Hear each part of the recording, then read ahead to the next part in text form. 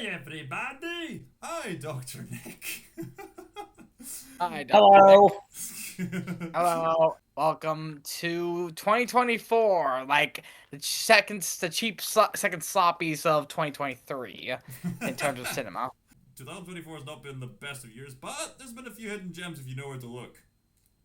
hmm Yeah. Yeah. Okay, so this is our yearly tradition of discussing our top five best movies of the year, plus honorable mentions. And this year we're doing something different. Instead of just holding up the movie in question, we're gonna put a poster of it. For Wow. all of you to see.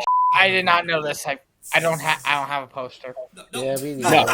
no, Okay. no, no, no, No, no, no. that's I think it'd be in like the no, discussion board, right? no. I'm gonna edit in the posters. This Oh. is a pre-recording.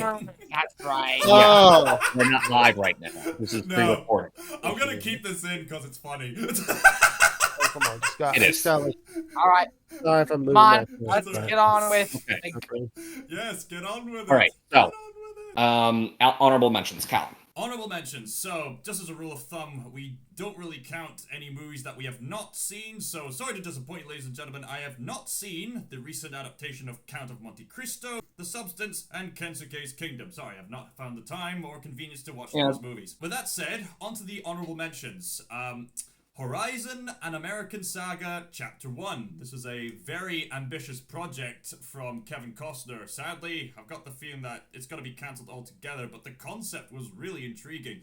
Kevin Costner was originally planning to have this movie be split into 4 parts and it be spread out throughout the year, which I thought would quite a good marketing strategy. But sadly, the box office numbers made it too low to go on the list. It had a lot of potential and certainly a lot of intriguing drama going for it. So if you're a fan of Dances with Wolves, you're bound to like this one. Another honorable mention, Transformers 1. This has one of the most beautiful scenes of the entire year, and it's an epic film. The only thing that sets it back for me is that Bumblebee is way too annoying a comic relief for me. I am sorry, I love the movie, but that comic relief is so annoying, it's total whiplash. Another honorable mention would be the most recent Wallace and Gromit movie that came out in Christmas. Apart from this one plot hole which distracted me from the whole thing that felt kind of contrived, I felt that the whole thing was really hilarious and very enjoyable, and of course brings the classic British charm you'd expect from those movies. Another honorable mention, just recently I went to see the film adaptation of Wicked, and despite all the red flags, it actually worked, and it actually Yeah, it was succeeded. good. I liked it. Yeah, yeah. I'm not even a fan of the play, and I liked Wicked. Yeah, it just goes to show that there's something in it for everybody here. Well, at least most people, and certainly the lightheartedness, musical numbers, and certainly the Broadway, as well as just the sheer heart put into it. It's gonna be a big turn on for a lot of people. And my last honorable mention will be Carry On, another lineup of Die Hard, Try Hard knockoffs. But this one was actually pretty intriguing. It had a very suspended sense of suspended sense of suspense, constant sense of suspense, more so than explicit violence, which really made this film stand out for me. So those are my honorable mentions. Patrick, you're next. What are your honorable mentions for 2024? Twisters. Twisters. I just like how it's definitely not like it's a standalone sequel to the 1996 box office smash. Yeah, that's right. This one stars a new generation of storm chasers. It really does have a great plot. It really does have a lot of it going. It does work a lot better than the original Twister did in a lot of ways. One, we have better cast, and well, I mean, not saying like that. Bill Paxton, Helen Hunt, Philip Seymour Yeah, Hoffman, taking the thing away from the original is what you mean. well cast, but this like the new cast like none of the original actors from the first movie were in this one, which is a very wise choice on director Lee Isaac Chung's part. You have Daisy Edgar Jones, Glenn Powell, and lead roles, which I think and Anthony Ramos that as well. I like just how well they have very good they did really put their acting chops together. It did not feel as cheesy as the first one, and It was not so heavy-handed. I heard that, the word term climate change isn't used at all in the film because the director didn't want to come across as so heavy-handed, and I think that worked. And second honorable mention, of course, is let's say Deadpool Wolverine. Of course, the best way to end X-Men, Fox X-Men franchise. Uh, all right, Kudos. all right. Third biggest honorable mention, I would say. It's very much, something I think could like, change, the way video game at film adaptations of video games would work in the near future. It's really something that I think really does like set itself apart from like the previous two. It's Sonic the Hedgehog 3. Yes, I know, and I just really want to say without giving away any spoilers, I All will right. just say it really works in a lot of ways. I'm not going to say exactly why because of course we all know why, and I just like just how I just like how it doesn't try to be so faithful to the it doesn't try to be so faithful to the games, but it does have a lot of charm to it. Like, and Alright, loose that's what video adaptation. game It is very adaptations were. faithful. That's what makes this video game adaptation of a classic Limited. video game classic Amazing franchise game. work. Amazing game. All right. Okay. Charlie? My turn for honorable Yep. mentions. Okay. Alright. Honorable mentions. Just 4 I could think of off the top of my head, and there's probably more, but I just can't think of them. A Quiet Place Day 1, Wicked, Godzilla X Kong: A New Empire, and what was the last one? What was the 4? Oh yeah, Inside Out 2. Yeah. They were good. I mean, I guess Inside Out 2 I enjoyed more than the first one, and anxiety didn't give me anxiety like I thought it would. It didn't make me feel. That's ironic. Yeah, I struggle with anxiety, so and I approve of that film. Alright, now Yeah. it's Brooks' turn. What are your honorable mentions, Brooks? All right. Honorable mentions, I would say. Sorry for that background. That's There's alright. It's anything. alright. I can't see it. I'd probably say It's alright. Sonic 3. I don't exactly love it. It's just definitely a good appreciation, good step up from the first Sonic film over the last 4 years. I mean, of course, Sonic 3 has its betterments that it's got less humans in it, got less and more of the characters that we could. It's like the same problem with Transformers. Like, there's too much humans than the actual like fantastical creatures that we want to get invested into. You heard But me. at No least more like humans. Transformers, We're gone. Bye. yeah, no more humans. We're gone. We're all gone. Yeah. But that's also like Transformers. Finally, it definitely got less human-y. I think, fortunately, if we go for Sonic 4, we could get at the point where barely the humans gonna play a factor. But I will still say this about. You could show up for like a minute. I mean, yeah, a minute. They're down to a minute. Some If part. they're only I in it mean, for 5 minutes. I'm glad that they've been reducing it, but let's introduce it at least down to a minute. I don't think they're bad. Alright. It's not that bad. I think they distract too much. Just like Ah. in the they distract. They distract. And speaking of the humans, Shadow should have killed Tom. Tom should be dead. If he like I with love Charlie's look.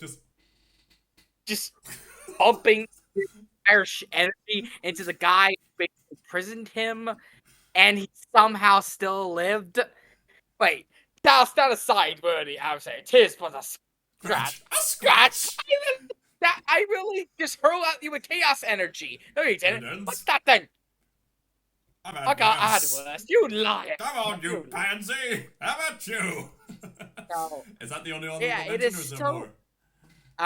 I would say maybe Carry On as a good die hard, try hard, die hard, if you all say. But I would say it's unique in how it's suspenseful rather than action packed. Yeah. All right. So, with that out of the way, let's get started with all of our respective top 5 movies of 2024. So, I'm going to go first, then Patrick, and then Charlie, Alright. and then Brooks in that order. So, starting off with me, my pick for number 5 top movie of 2024 will be...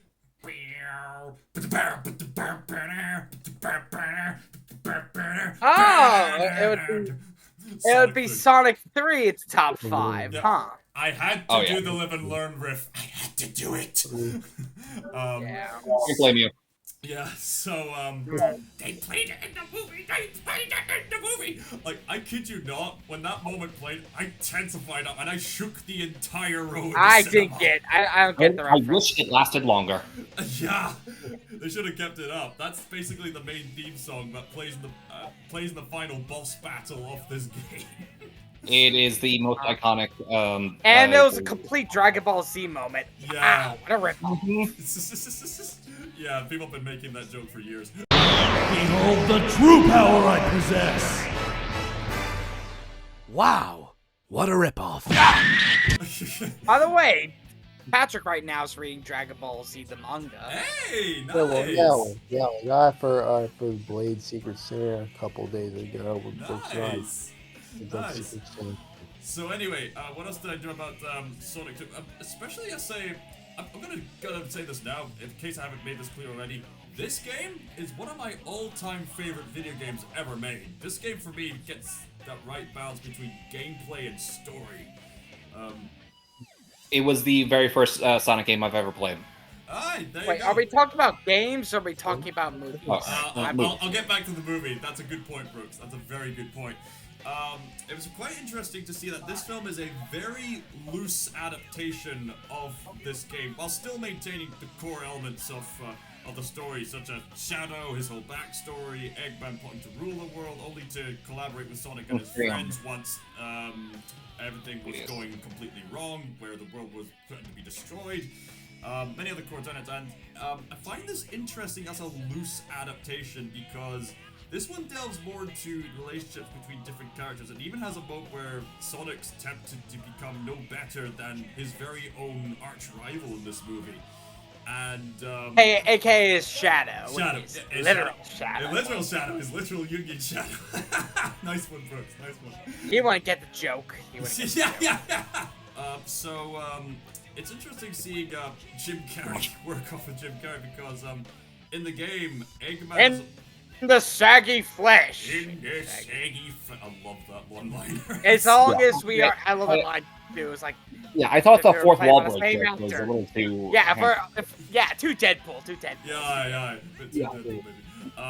So regardless, I find it interesting that in the game, Eggman has more of an indirect relationship with his grandfather, being that he found his diary and then decided to go ahead with finding Shadow. And then by the time he found I his... found my grandfather's diary of how he made it with my mother, my grandmother. Oh. Oh. A standard. Imagine that was in there.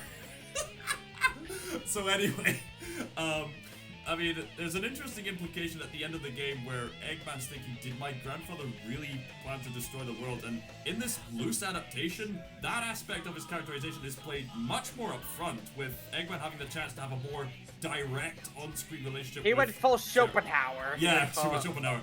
And more and direct. sorry. Shadow would be like Nietzsche to the in comparison. to Yeah. that. So a more direct... You guys have no idea. You have no idea.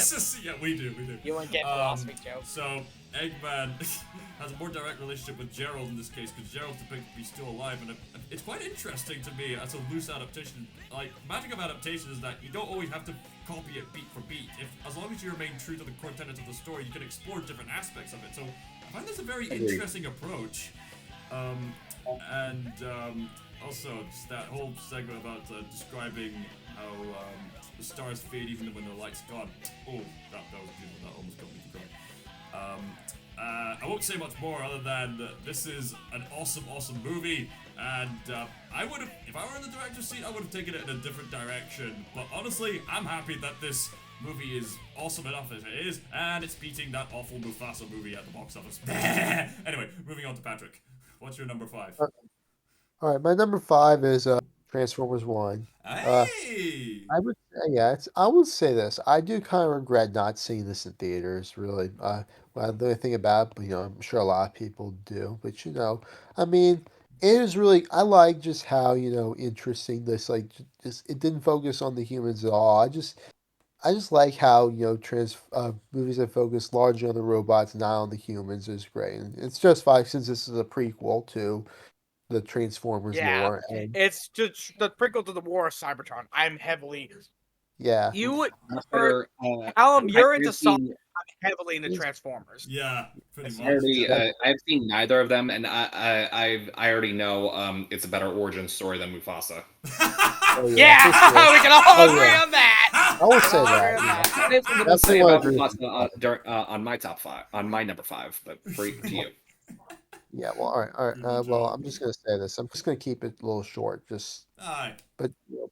But yeah, well, I'll say it's probably the best and probably the most faithful adaptation of a Transformers movie since, of course, the '80s animated film, Maybe. the animated classic. I would say. I don't know if it's really like considered a big classic, but it's Okay, which one would definitely. be better, the Transformers '86 films animation or this animation?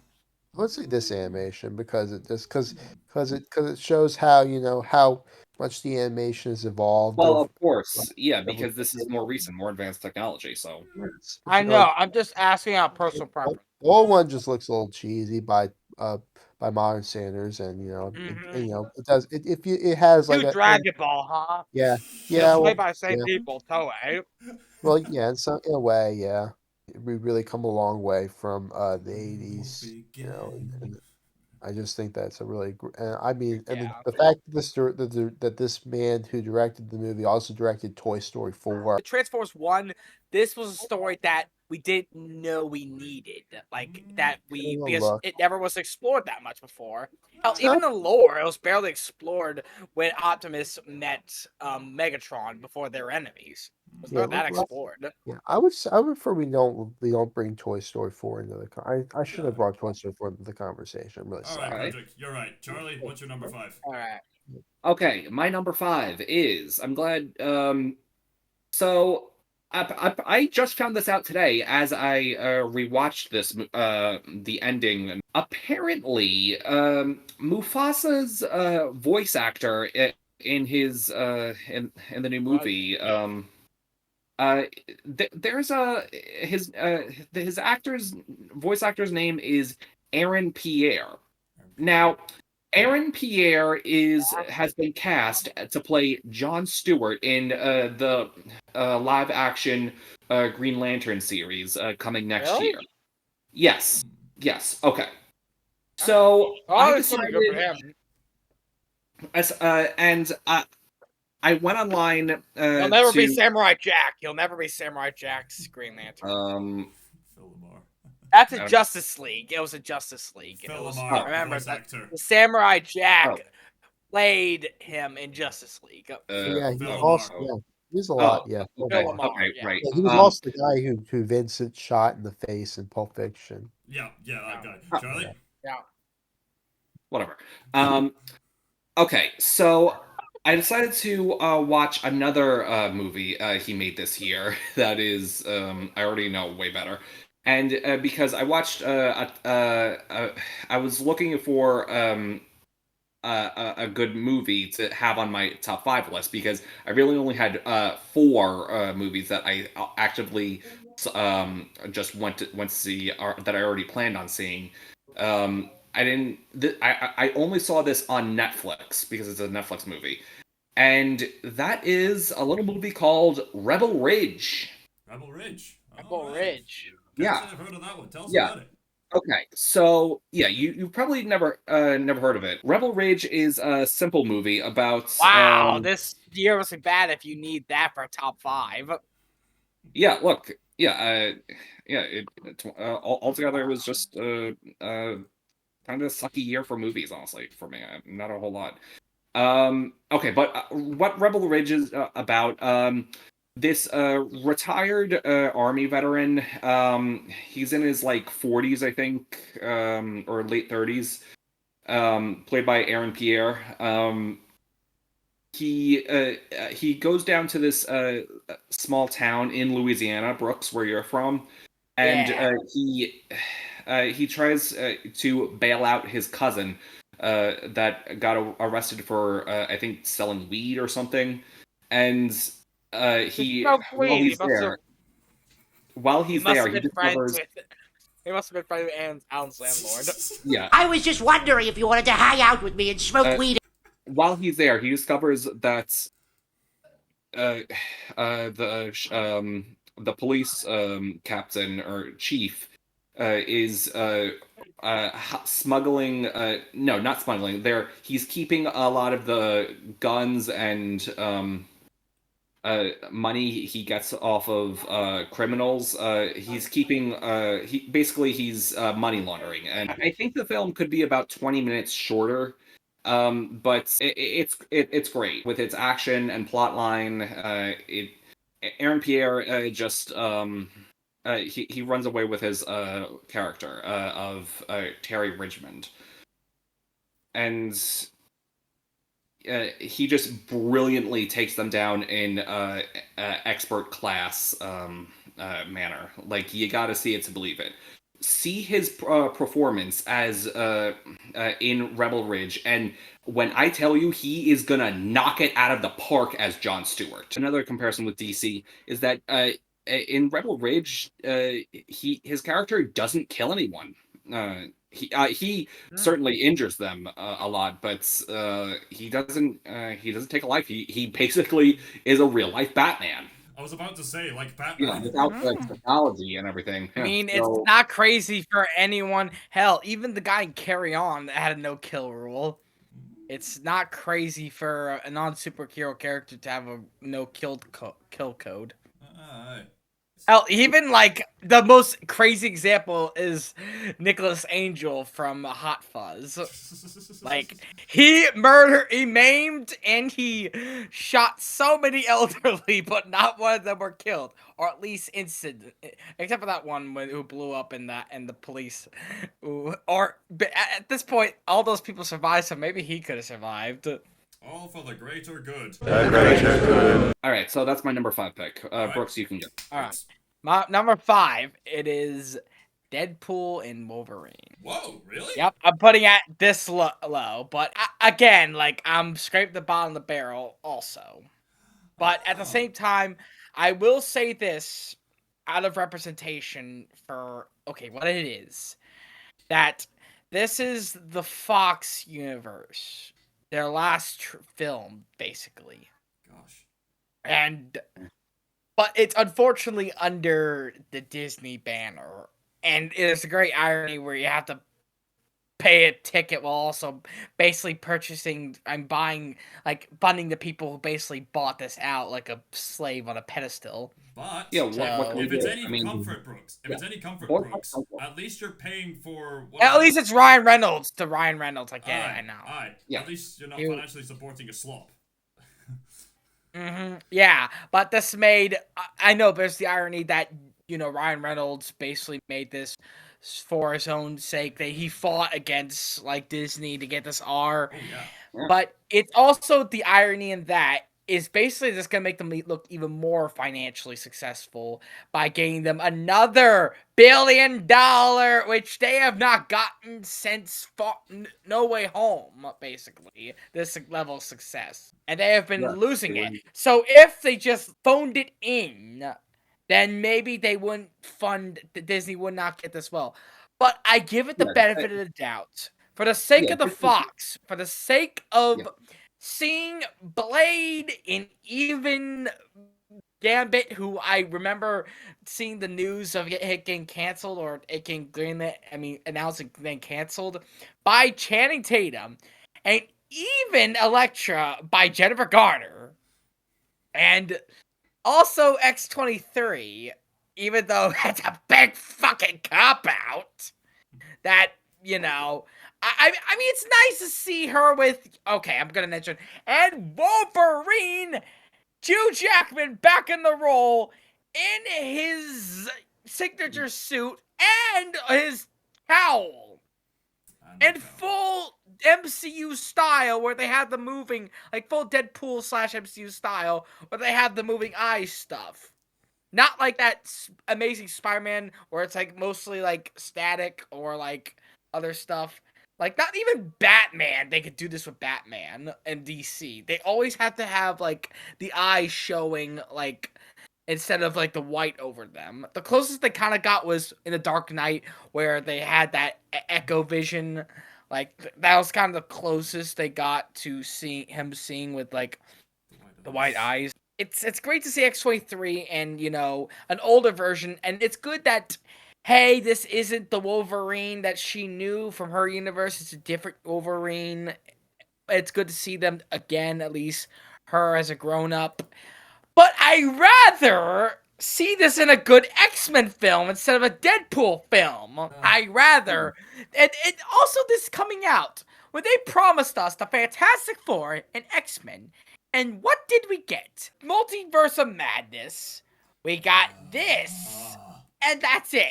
I mean, there's the announced Fantastic Four film, but seriously, Fantastic Four, that's coming out next year. I know but they gave us the perfect casting for Mr. Fantastic, and then they recast him someone else. Why? Why are you screwing with us? That's also why I love yet hate this film. And I think Deadpool is the perfect symbol of I'm laughing with you and at Disney, and laughing at you and with Disney at the same time. Which Disney is can afford frustrating to be yet laughed really at. entertaining It and deserves fun.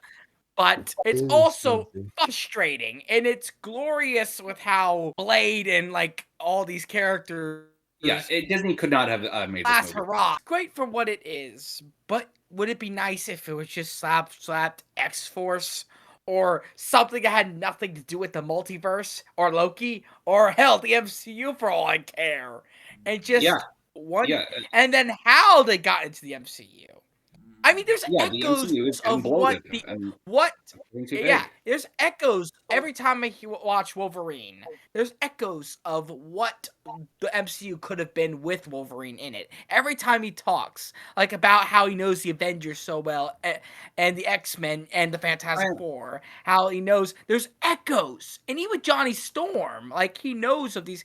There's echoes of what that could have been that we're never gonna get, and that's what makes the joke even funnier. In a funny sense. Yeah, that's what makes it so funny yet frustrating. It's funny how that works. That's why it's number 5. All right. So moving on to number 4. Wolverine Brooks, because Disney's not doing so well, with the exception of 2 or so successes. One of them was Deadpool and Wolverine. The other one was Inside Out 2, which is my number 4. The reason I pick Inside Out 2 as number 4 is that I trusted Pete Docter despite that whole thing about, the sequel thing that was brought up and what he said. Also, you can expand upon the Youngin theme. Yeah. Apart from what Pete like, Docter it's so surreal that Young was in Soul, which basically is more of Inside Out 2. Hey, yeah. And this Soul was also directed by Pete Docter, so there you go. It's way more cinematic. It's way more. Oh, yeah. So, yeah, Inside Out 2 is not the perfect sequel, but it's definitely a worthy sequel, I'd say, because whilst, yeah, it does repeat the same kind of beats as the first movie to the point where you can pretty much compare them both and say, like, the first movie is a superior one. Nevertheless, this they're DTS. It's a DTS film. It's a DTS. Directed streaming film. It's a directed streaming film. It was intended to be released. And somehow it was $1 billion success. One of the most highest grossing films of this, which I still can't believe that a DTS film got that well of a box office. Honestly, Soul should have been Soul. Yeah. Anyway, yeah, we'll complain about Soul not getting the cinematic release that it deserves compared to this movie. So, nevertheless, I trusted Pete Docter to make a good movie, and as always, he made a fantastic film. Like the first film, this delves. I mean, but that was when the streaming service was novel. That's right. That's, Much like the first movie, Pete Docter managed to delve really profound mental health themes, much like the first one. In fact, a fun fact about the first film is that there were so many fascinating concepts and ideas that they had, they could not fit it into one film. So the fact that they even have a sequel means they get to expand on those themes. So we're introduced to new emotions, anxiety, embarrassment, ennui, envy. There's nostalgia, but she'll come later. But nevertheless, this is another case where some of the emotions think they know what's best, but at the end of the day, they need a balance. And from there on, there's some brilliant visual symbolism, both comedic as well as quite serious. And there's some fascinating new ideas, such as like streams of consciousness or whatever those string things were. Yeah, another complaint about the film is that it could have done a bit more. It could have been a bit bolder, but there was this one scene in the film where it got particularly bold, where something was happening. I was like, wait, are they really going with it? Holy moly, they are! They have a scene that's very much equivalent to, like, Puss in Boots: The Last Wish, where one of the characters goes through a complete, utter panic attack, and it's a genuine panic attack, like, and thanks to the details of, like, the animation, where, again, you get the benefit of the more realistic animation with, you know, Riley and stuff like that, but the more surreal, imaginative stuff inside her head. So with Riley, you get to, like, see her sweat, see her blood flushes, you get to see every ounce of her every ounce of what she's going through, and then on the inside you get this perfect visual representation of what it's like to go through some kind of mental health issue, and it's such this profound image at the end of all the emotions just hugging this core emotional core thing to heal her, because at the end of the day you just gotta accept It's the yourself. ego. It's the ego. The ego, It's the yeah, ego. yeah. You gotta accept the ego in order to heal. Yeah. And she eventually does calm down, and her emotional growth in regards to the last film makes sense. And I'm so glad that they managed to make a film like that, and they even have the ending be somewhat ambiguous, and so I like that. Favorite number 4. Okay, it's the same as you. It's the same as your pick, Callum. Oh, It's right. Inside Out too, but it's for some. It's for different. It's for like a particularly different reason. Okay. And it's for just the fact that I feel it really does feel like a good, truly Pixar, like you can back up on its feet with their storytelling. Yeah. And while I don't really think it's as good as the first Inside Out, which I do think that there were and it really does do a good job with making with giving the 5 emotions equal amount of screen time, which I feel like before I saw Inside Out, the first Inside Out, I'm sure everybody was expecting all the emotions to get the amount of screen time that they each deserve, but this one, they truly did, and I feel like it worked in very well. But it also did a good job with the emote with like giving the newer emotions a good amount of screen time as well. I just Yeah. like particularly like I will say that the newer emotions did like a good job at like did like a good job at like personifying what teenager like experiences develop like, their hormones The new emotions begin that go to along with develop, that. Yeah. and I really like just how and I really just like how well the new emotions are written. Uh, and I know I would say I don't really think that it's a good idea to spoil, but I do feel like it is important just because I want to make sure you know. Wait, I don't think I should do it because I feel like it's really hard to like look to like watch that one scene in the movie. I will just say there's the one scene in the movie that does like uh that does definitely like I would say ring true for a lot of people We who already either said spoilers for Deadpool and Wolverine, so yeah, but you, spoilers for Inside Out 2 is Spoilers for there's all the movies we're talking the one about. scene where Riley has a panic attack. That's Yeah. the one scene that I feel like is the most well written, and it Oh, was yeah. and already just and truly deserved to be one of the most discussed scenes of like probably the entire year. Mm. I just I want to just know like if anybody knows exactly what like because I don't really quite remember what exactly like what the events that led up to the panic attack were. she There was was struggling to make a third hockey goal. Yeah, yeah and she hurt yeah one of her oh, yeah. friends. Oh yeah, the panic attack I think really does. I feel like there was like the panic attack. Next to Puss in Boots: The Last Switch, I feel like it's probably like a very it. I can see why a lot of people saw it as a very accurate depiction of a panic attack in animation next to Puss in Boots 2, and it makes a lot of sense for people to believe it to be true. And I'm just gonna say, out of all the 4 new emotions in the movie, I think my favorite was probably Ennui, just because like of You the know. fact, just her actors like her voice actors like I mean, his this was the friends. first time I've ever heard of the emotion. You Yes, know him. and it does make a Even lot of though sense. as like or the born of Brooks, me. you know Spike Spiegel from Cowboy Bebop? That's pretty much He's Inoue. Hanui. Yeah, that's Inoue. Yeah, that's Yeah. the existential Yeah. Inoue. Yeah. I just think that the voice actors for the new emotions really did like give all their best, and just I think that they really best off. They're all like they're like compared. I noticed how compared to like the older emotions, the newer emotions are all like voiced by millennials. Like millennials or Gen Zers. Well, I'll say millennials and Gen Zers. Like, because because if you look at their birth, because they're like they ever since like Inside Out 2 came out, the years between that ever since the first Inside Out came out, I think the four had like become very well like regarded in like film and TV, and Yeah. like I just think that it really does seem interesting how basically it feels like kind of like it does seem like an allegory regarding like just like how as you get older, I think you have like these like you feel a lot younger as you get older, and I think that the casting of those four new emotions really does like seem to well, and with the exception of one a particular emotion is voiced by an elderly and nostalgia. Yeah. Yeah. I Yeah. will say who does.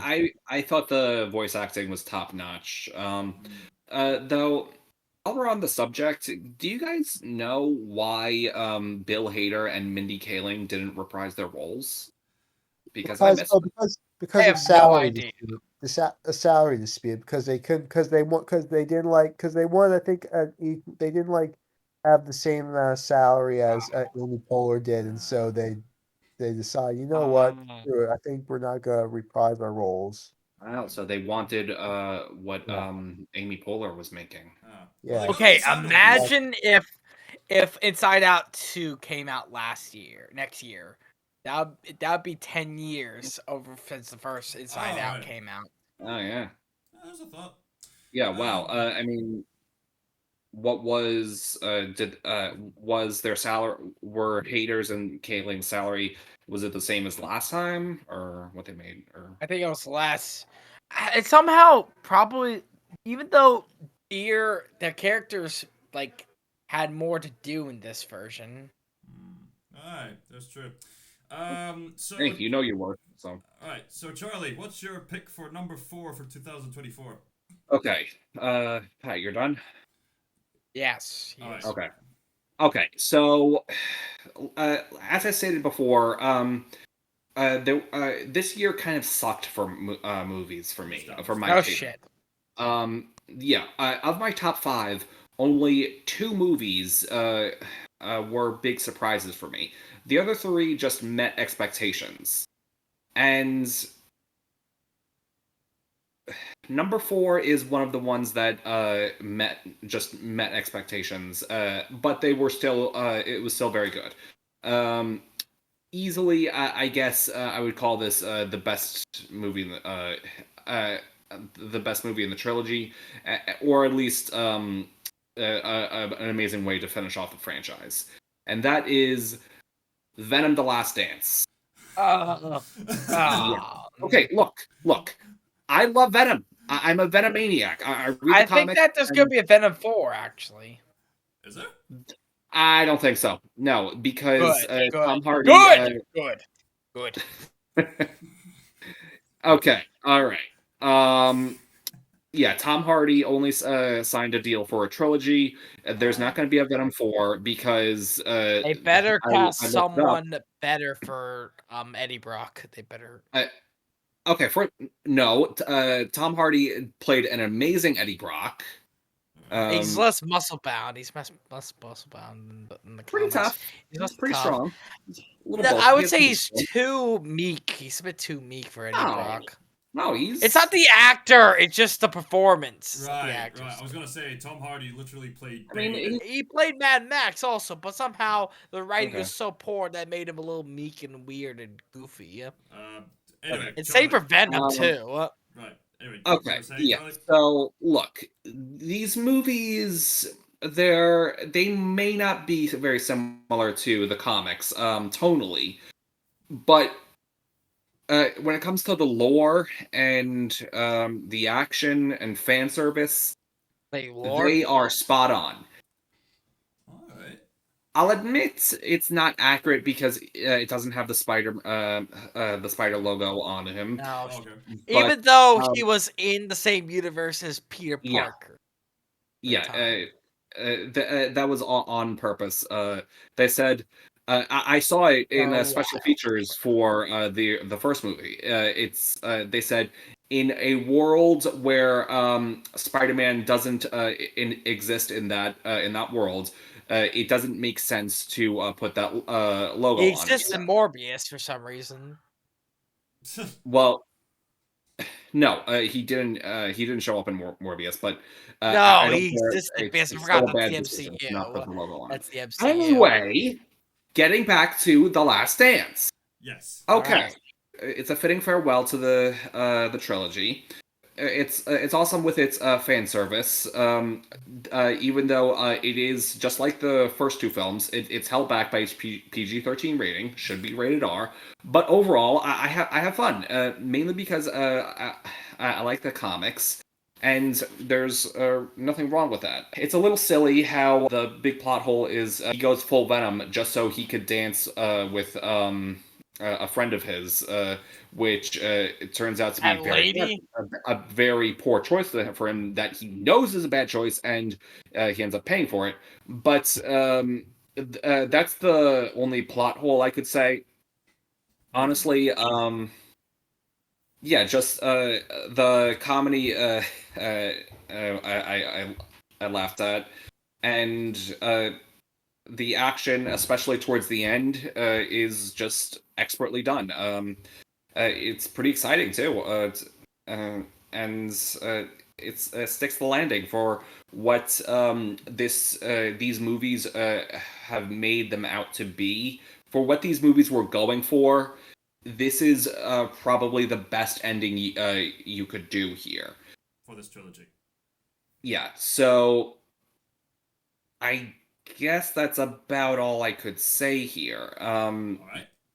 And I know there's not going to be a fourth Venom movie because spoiler, Venom dies here. The symbiote dies. Yeah. Wow, that was ballsy. That was ballsy. Yeah. At the end, it's a noble sacrifice. Okay, that was admittedly that is ballsy. Admittedly, that's ballsy. Yeah, check it out. Well, go watch it if you don't believe. If you want to see it. No, I do believe it. I want to hear from you. That's ballsy.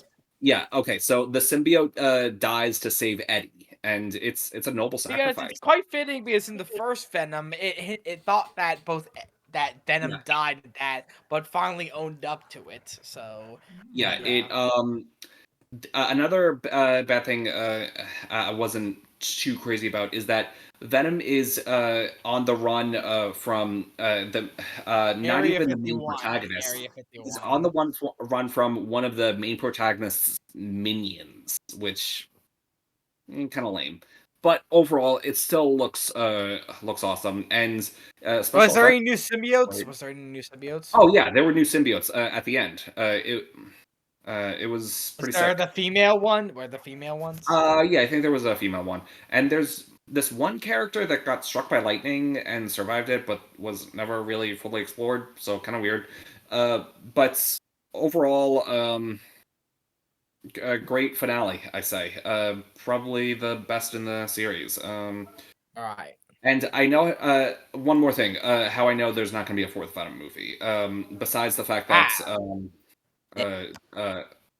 Tom Hardy only signed a deal for 3, is because there was at one point going to be a fourth Sam Raimi Spider-Man movie, but that fell apart because of course it did. Like it fell apart the first time. Yeah, mainly because Tobey Maguire and Kristen and I believe Kristen Dunst wanted big paychecks. Wow, just to return after all these years back to their roles. Oh. I wouldn't blame them. Well, no, I'm talking about like after the release of Spider-Man 3. There was. I thought you were saying about they thought about making a fourth. I thought you were talking about the fourth movie reproduction. Yeah, now it's more likely. All right.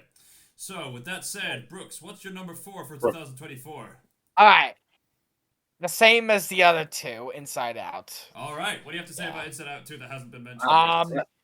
So I will say I am more critical about the heart attack scene, even though it's well done. I will say Panic definitely. attack scene. I'm Yeah, still more critical of the way everyone else reacted about it. Like, it wasn't nearly as big as a deal. Like, the friends were like, "Oh, hey, it was almost like she was like crying." She honestly, that could be coming off as crying or a little like angsty, but I mean, if that were anyone was noticing, I would see that the coach was outright saying like trying to. I know that would kind of ruin the dramatic of being locked in there, but still, someone have to notice that. That would make the scene more stakeful. It would ruin some of the logic behind it. But hey, say maybe she actually ran out of there and went into the bathroom. No, she like crazily ran off and everyone noticed it. And she went into the bathroom and did the same thing and locked herself in the bathroom. And the coach was calling for her mom. Everyone was screaming, and all that played out. And imagine how that would have been better. Aye, yeah, I get your complaint that it could have increased the stakes, could have, but it played it a wee bit on the safe side. I can understand that. At the same time, Inside Out 2 makes it quite clear that this is the mind of a young teenage girl, so obviously what's gonna be provoking for her is not gonna be provoking the same way as, us adult people, but yeah, I get your complaint, yeah. That's It's the point of what's more dramatic. right. Like more what is more like get your attention because afterwards it didn't feel like anything at all. It felt a little cheap with how with the catharsis, especially with the catharsis, Catharsis, which yeah. is it's good. It's just the problem with it felt cheap. Felt cheap. Fair enough. But I will say it is definitely overall a great exploration of all these themes, and that say like we get to explore more of Riley's brain, and we get to more of her imagination and all possibilities of her joy fighting anxiety off, which is more of a metaphor for how Pete Docter views Disney in a nutshell. Like, Oh, or he views himself as Pete as yeah. joy and anxiety as Disney. But it's notice that he does not demonize Disney. That's the point of that he does not try to demonize like so many people do. And you know what? Honestly, could I blame him for like depicting that? Because honestly, at this point, Disney is the anxious, it is anxiety ridden, the most. Like with how much hate they have gotten over the last You say 10, Disney, you're like referring to nearly. Bob Iger. You're not referring to Disney as like a Yeah, company. we need to make that distinction. No, Modern Disney yeah, under Bob Bob Iger, Iger. Bob Yeah, Iger, Bob Iger, yes, yeah, or Yeah. maybe at least the more any of the head executives alongside Yeah. Bob Iger, Okay. not the whole corporation, of course not. It's I an wish there abstract I wish there entity was a that's new bounded by film legal studio, stuff. like I'm just that saying, could replace 20th Century Fox. I really do. Competition is good. it's also like say like the parade of like career choices that was good. I love this story is because it's the possibilities. It's like with Deadpool 2, like Deadpool Wolverine. But with this, it's better because overall the story is more sincere when its approach, especially with tackling Disney again, like Inside Out 2 did.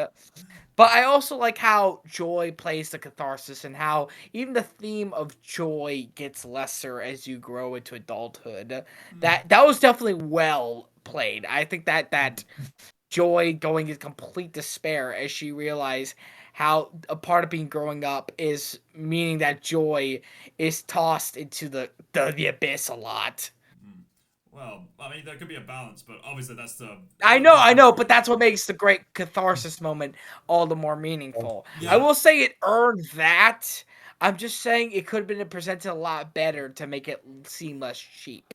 Uh, So, and I would say definitely anxiety as an antagonist not a villain, an Antagonist, antagonist. yeah. And I would say all the emotions like envy, which is actually more bubbly at first, but then as it gets more, as the emotions get more like proactive, envy gets a little more tenacious, and her approach that everything has to be, well, you have to be everything like them, like, and embarrassment.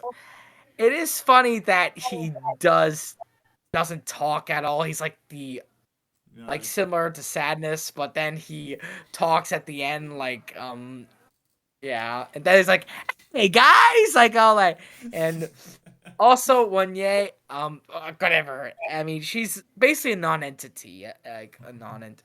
But I will say this is funny how anxiety is modeled like a Wallace, a Wallace and Gromit character and a lizard, a Wallace and Gromit character and a lizard, Yeah.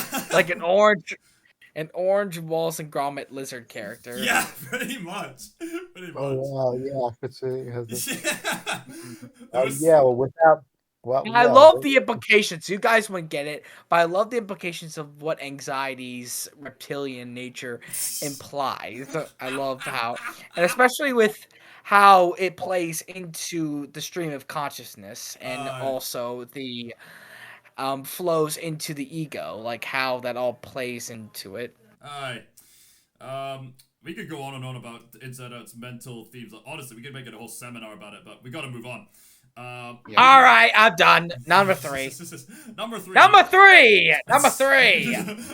You're selected. yeah, Princess You're It sounds chosen, like you Princess said number- Fiona. If you like pina coladas. Getting caught Then in the go to the rain. race. If you're not into yoga, if you have half a brain, Princess Fiona. Now- She's perfect. Now we're just quoting Shrek. in the seeds of the case. I know that you miss. All right, let's stop pissing off Charlie. Stop. All No, not that. Yeah, I that's mean, all the just guys are now cringy, to my cringy. words. Now move on. Stop. Stop. Number 3. Okay, so for number 3, I have to open up the proper way.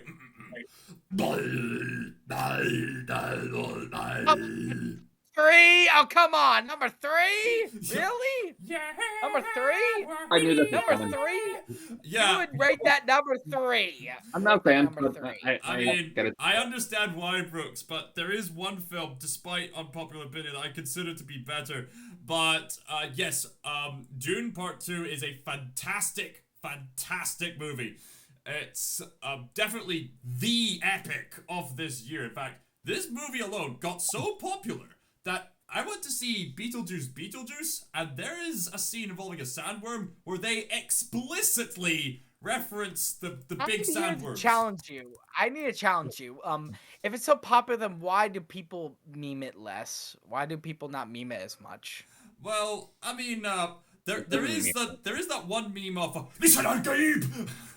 I know it's the point where like there's even a lot of people saying that no one's talking about Dune Prophecy either. Yeah. I mean that's fair enough. But I was trying to say, like, in Beetlejuice, when there's a sandworm scene, you get this shot where the sand ripples a wee bit, and that is an explicit reference to Dune. Wow. And Beetlejuice is made by Warner Brothers, the same people responsible for making this movie. So what's so epic about Dune Part 2? It takes everything that was great about the first film. And the music, yeah. The music also plays a significant part in just selling this big epic moment. It's like How bad? Anyway, yeah, and so on and so forth. And it's just this epic geopolitical sci-fi opera thing, and it delves more into the world building, as sequels like this should.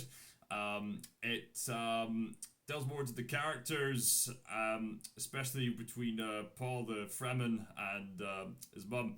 We get more of to see the world of the Harkonnens in the. You mean Paul Muad'Dib the Fremen? Paul Muad'Dib Atreides the Fremen. That true, very true. And we even got a bit of a comic relief with Stilgar. Stilgar is surprisingly funny in a way that makes sense in the context of the movie. I still say that some of that was cheap a bit. Some of that with or people acknowledge it that the true Messiah denies their divinity. Yeah, this is basically the sci-fi version of Life of Brian, and no one's gonna argue with us on this. No, but that's a little insulting to pervert. But it's still true. Even you make jokes about it, Brooks. I know. I'm just saying that's a little too reductive. Right. Like, I will elaborate on why this film's so great. It is a great film. okay, now just imagine Paul gets crucified in the end. Always look on the bright side of life. That'd be great. Just get Eric Always Idle look on the nose thing on light there. side of life. Yeah, That'd be great. and the blue eyes, the blue Yeah, the without blue blue within blue. Yeah, that'd be great. That'd be great. No whites. No whites. So other things to say, the film is visually stunning, like not just with the deserts, but also with like stuff like the Harkonnen world, which has this very sort of dreamlike black and white world. It's you have Funny enough, the Harkonnens didn't always look like that. I've seen Dune Prophecy. Yeah, I've seen Dune Prophecy. There's a lot of stuff like that. I have had commenters on my channel saying that some plot elements weren't explained as well as it was in the book. Like Yeah, especially with like in the first Dune, where like they're all dressed up for something before they got invaded, like by the Harkonnens. They were at a party before then, so there was, and even in Dune Part 2, there was like some scenes missing. Like I just think you expect you just to go read in the book to fill in the gaps, which I do actually like that. Now I've read the book. Alright. Yep. Yeah. I have the book. Yep. I'm reading it right now. I myself have read the first part of Dune. It's quite a long read. Yeah, I'm on Muad'Dib. I'm halfway through. Another weakness of the film is that whilst the Harkonnens still maintain their villainous presence, they're not as big as a threat as they are in the first part. But with that said, One of the characters is the Drax one is a bit of a don't worry, I'll edit this out. It's alright. I'll carry on. Some of the characters are not as like competent as they are in the first part. I mean, some could say like that could be an argument in favor of like Paul's rise to power, but the villains aren't as imposing as they are in the first part. But there is one exception, like this character here, who's one of the Harkonnen characters. We get introduced to him as a competent fighter, and he maintains his psychotic sense of threat, and it all builds up to this spectacular, well-choreographed fight finale, and all that combined with the geopolitical stakes, and to overall give us this just big, epic, cautionary tale about the dangers of a false messiah figure. Like, this is the kind of story that acknowledges that every culture, like, even Carl Jung says that all cultures will always require some kind of messiah figure. Always. Without exception. Here, this is a story about a group of people and one individual who takes advantage of this and provides people this false prophecy that is used to then gain geopolitical power to win over their opponents. And it gets to the point where it's implied that Paul Atreides becomes the very villain that he tried to stop. And this film... Well, it's a bit more complex than that. Yeah, it's a bit more. There's a lot of nuances to it, which adds to the richness of the whole series, if you ask me. I will say there are loose ends by the end of this film, but what's so satisfying about Dune Part 1 and Part 2 is that this film does wrap up enough loose ends to make for a conclusive finale. In fact, I even said in my review that any loose ends that are remaining in Part 2 actually adds to the point that Paul Atreides is becoming the very thing he swore to stop. If you get the chance, like, play this with surround sound, because in the theaters, some of the sounds, especially with the deep throat singing, like, or whenever like people use the voice, especially when Paul says silence, it really vibrates your chest, like some of the jet scenes in Top Gun Maverick. It's really, really awesome stuff. So yes, that is my number 3 pick for the top 5 movies of 2024. Patrick, what's your number 3? My number three is oh, okay. My number three is Wicked. Wicked, yeah. Oh, I saw Yeah. that recently. Yeah, I Yeah. give that Let a me time. tell you Why? something. I haven't seen. I actually before true story. Before watching the movie, before seeing the movie in theaters, week prior, I saw a bootleg. I saw a bootleg recording of the original Broadway show from 2003, Uh, the one with Idina Menzel and Kristen Chenoweth, oh wow, as the main character, as Elphaba and that's a good way Glinda. to get Yeah, introduced to this it. movie. Yeah, this. Yeah, fun fact: Alphaba is actually name Alphaba is actually comes from uh, the the pronunciation of the initials of the original author of Wizard of Oz, All L. right, Frank I didn't Baum. know that. Alphaba. Did you know? Did you know that? Ah, I didn't Yeah, know you may have that. never known. Yeah, Huh. Who's well, yeah, Alpha? yeah, and actually, the movie's based on the It's based on musical. fan The musical fiction. it's based on like a fan fiction novel, Yeah. of uh, books. Not that anybody really cares, but of course, I will say this. I like just how I will say this. I think that Wicked is the first, making this like into like the first two movies. Like this, the first film First is part. based Yeah. on the second. This is based on the first act. The second film is going to be based on the second act. Yeah. I think it's really great just how how well I think how well they make this kind of how wonderful of a skeptical it is. Oh Because yeah. even if you have never seen the original Wicked, I have. chances are you are definitely going to enjoy. You definitely would enjoy just how well it translates to the big screen with I a like the music. handful of like no changes, but of course that's All right. it's really great. Just the whole thing from start to finish. I will just say, Hmm. it did not like fail to it did not fail to bore me. It did not no it did not fail. It did not fail to it did not fail to make me excited in any way. It Hmm. It made me kept you really engaged. Oh, absolutely. it was just so great, and Uh-huh.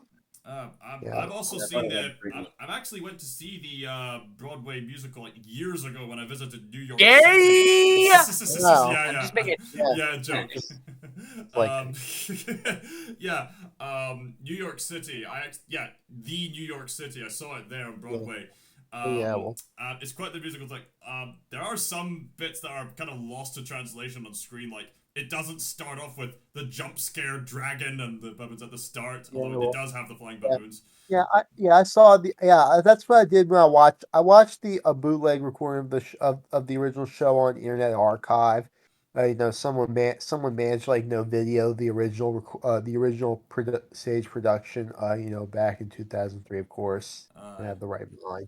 yeah, Thank whoever did that. Thank you so much for yeah. Very grateful. Very grateful. yeah. Anyways, so yeah, the I will say I like just how Cynthia, or is it Cynthia Evrio or Erivo. Irvio? Cynthia Cynthia Erivo. That's her name. Erivo and Ariana Grande, Ariana Grande. both like they Oh yeah, really she they did. were both Her they were great in Love tennis. and first and something in a long time, like They something were both born to Arena play those Oh yeah, roles.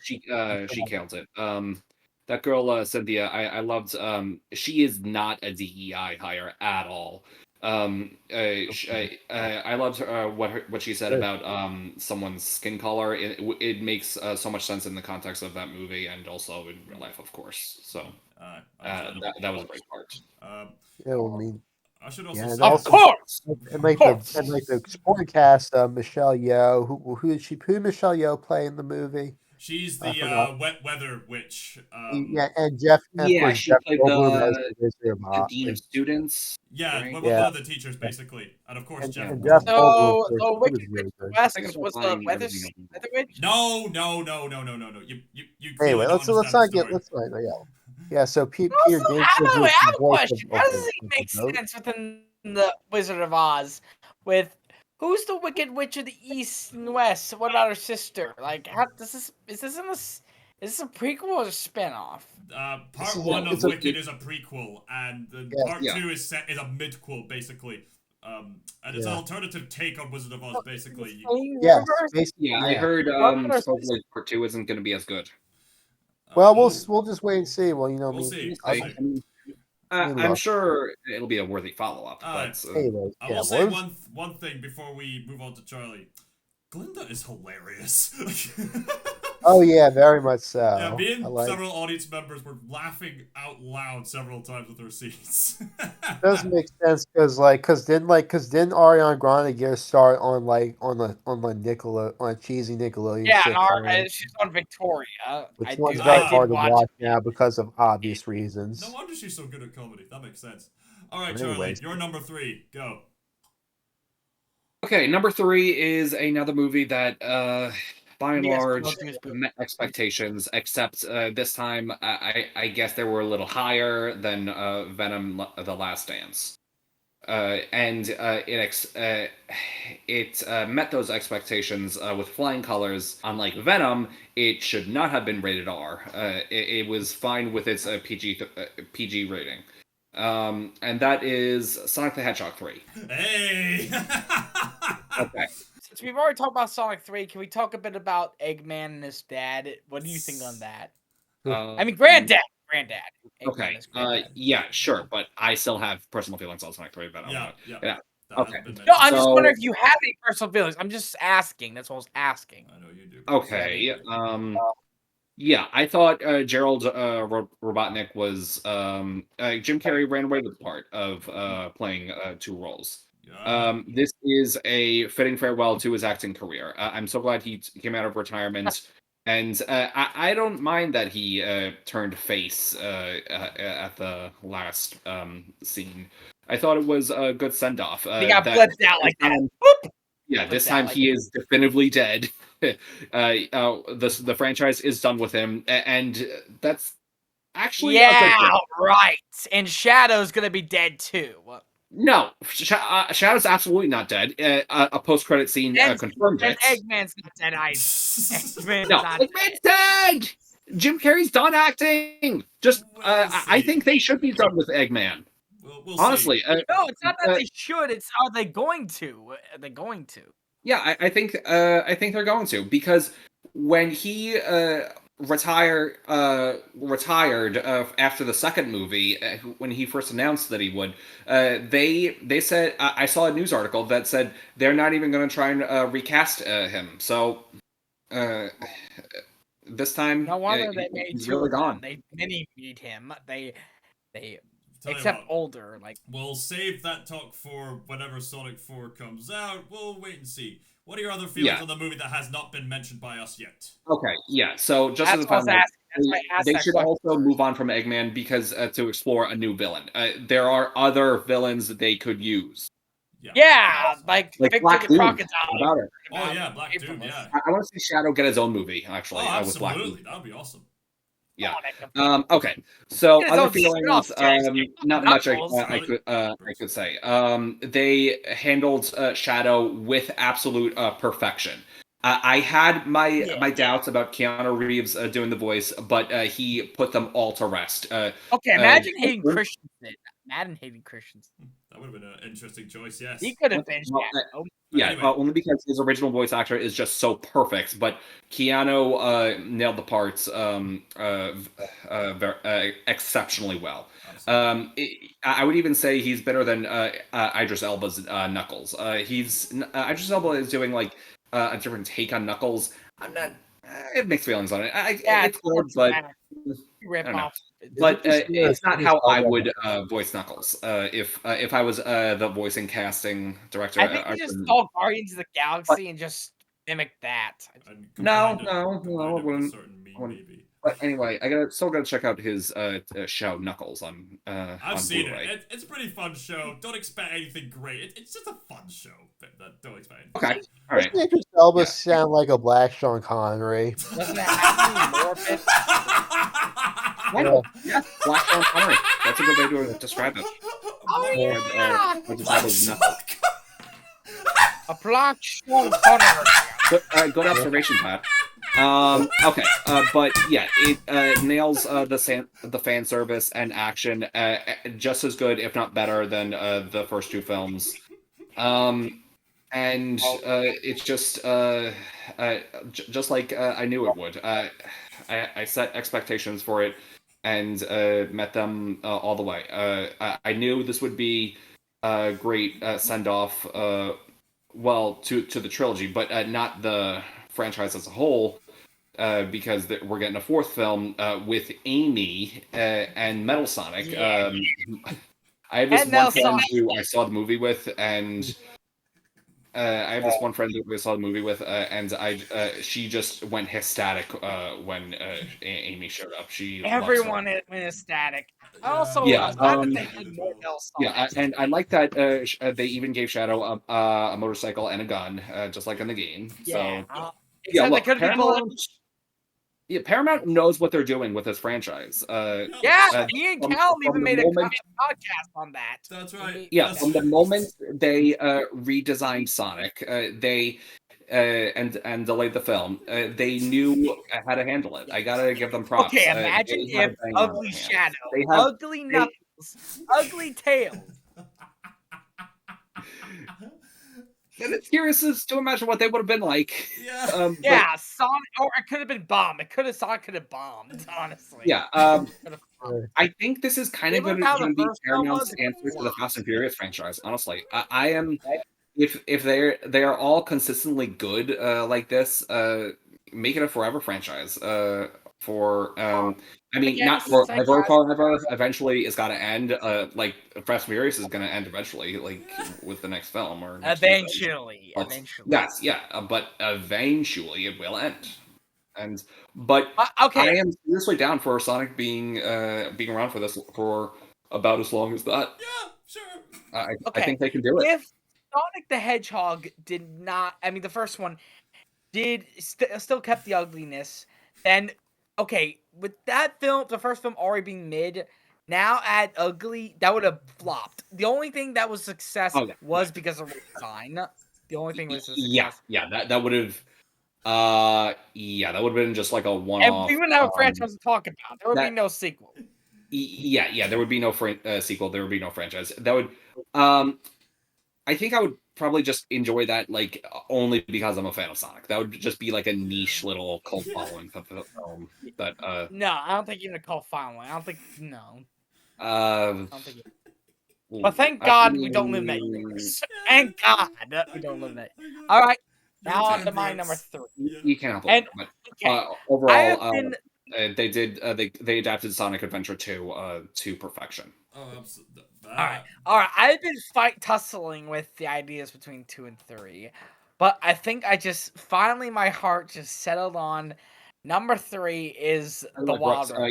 your The image is Wild Robot. frozen. Oh, the Wild Robot is number 3. Oh. Yes.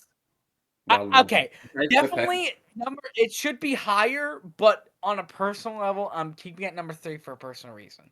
Oh. Okay. It's the fact that this we all knew this was gonna be great when we first like you yeah. said, our expectations had great high expectations for it, and it was I didn't see it. I It think didn't look this is like my also thing. why It didn't it's look like my down kind of below. animal film. I think Sorry. All right. I can't. I didn't see Carry it. on about the Wild the Robot. Wild please. Robot it's basically DreamWorks' like the closest thing it has to a slice of life film. Like no evil bad guys, get it? No no quirky like side characters screwing off Disney. No even boss baby or dumb baby shit. But this is a genuine slice of life film. And best way animation can possibly do a slice of life film between a robot and a gosling, a goose.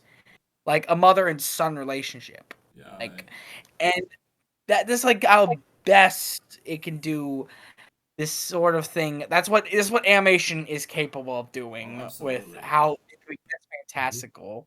Like with Pedro Pascal, I mean he was okay as a cool like uncle or slash father figure towards Bright Bill.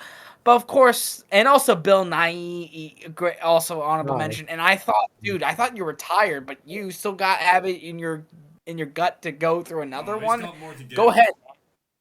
Yeah. I mean, Go ahead. The one who voices the main the wild robot herself Ian Yargo. The Pizza Nyong'o. is Nyong'o. is yes from Black Panther is that Yeah. is the love interest of like T'Challa, yeah. yeah, T'Challa. He was an So honest. I really like how she brought this quirkiness to the Wild Robot, and it definitely shows from the design how she's quirky and like a little out of sorts. Of hey, a robot out of order, and I absolutely love how they portrayed the humans. I love how they treat them as, in a way, a force of nature, an animalistic, an unknown entity. But you know them, but you don't know them on the same of the animals. And with Bright Bill, especially how he goes from a Gosling with who basically Ross accidentally kills, like manslaughters the family and has to deal with his adopted mother basically who murdered his chance at being a regular like goose. Yeah, that got at me.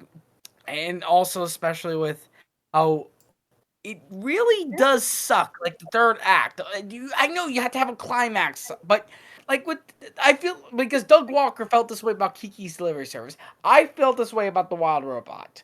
That like I know Sandlot had a bit of a third act climax, but that was like goofy kids like running off from a dog and. But this is like going off against like some big antagonists, like being the hunters, like being the robots.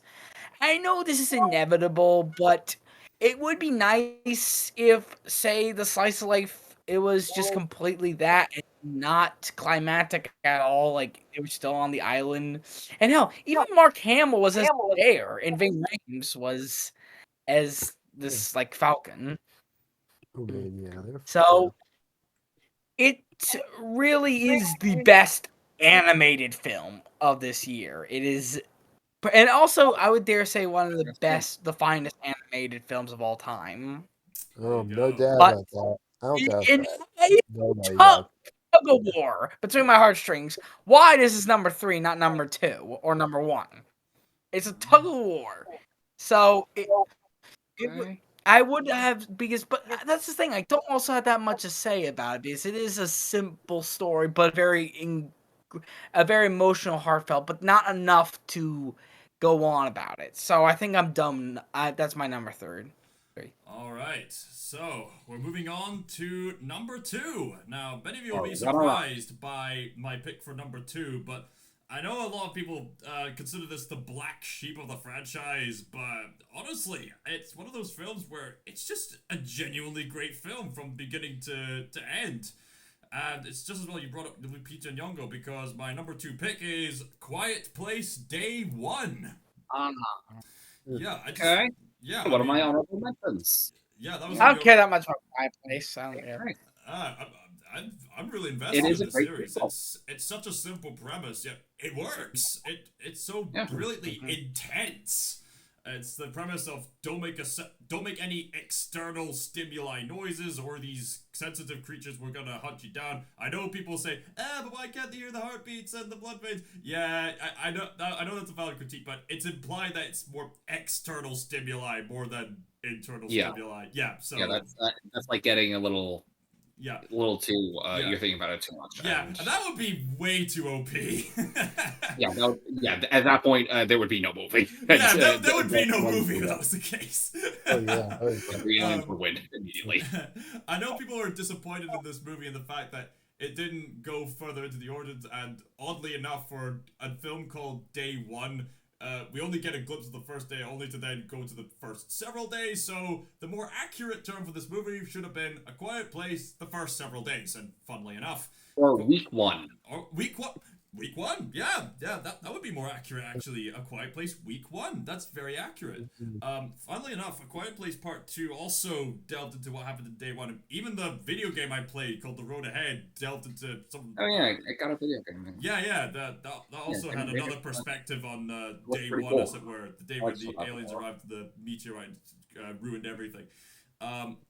So we get this alien invasion from the perspective mainly from this character portrayed brilliantly by Lupita Nyong'o. She plays a cancer patient with her cat, she's just trying to get by. She's got family memories. Most of her family's passed on, and it's kind of funny that all she wants in this movie is to get a pizza. That's kind of funny. Yeah. I even said in my Yeah, letterbox and- review, all this for a pizza, and gave it a 5-star rating.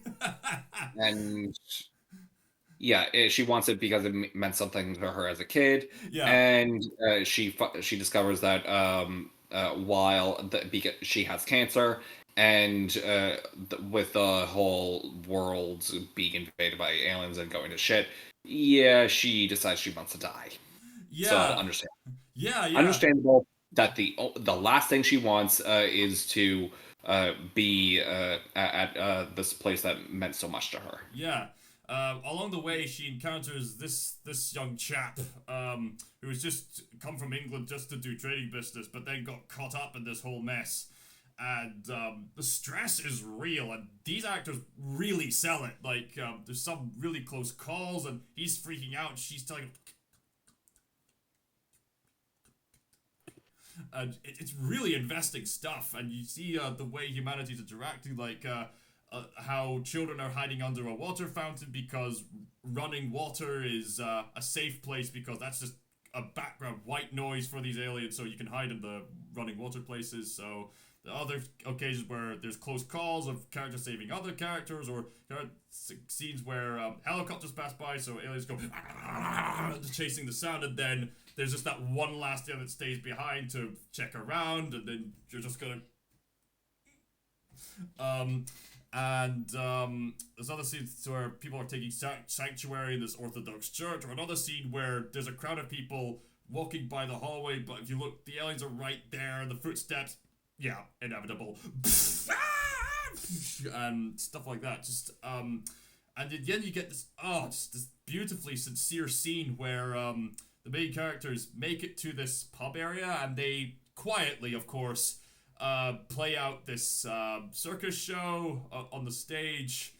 There's just such beautiful moments of humanity there. And then, of course, they manage to get one of them on the boat with the cat, and great moment of self-sacrifice, really intense.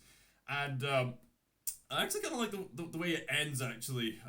It's just as well you brought up the fact that she wants to die. So the way it ends, yeah, it makes sense for her character. It's a satisfying character arc where she's giving up this death letter, well, last request letter, as it were, telling him how to take care of the cat. He doesn't like being rubbed on the tummy. He doesn't like that. Also, I just remembered something that made me smile. The cat is named Frodo. Yeah. From Lord of the Rings. Yes, the cat's named Frodo. Yeah.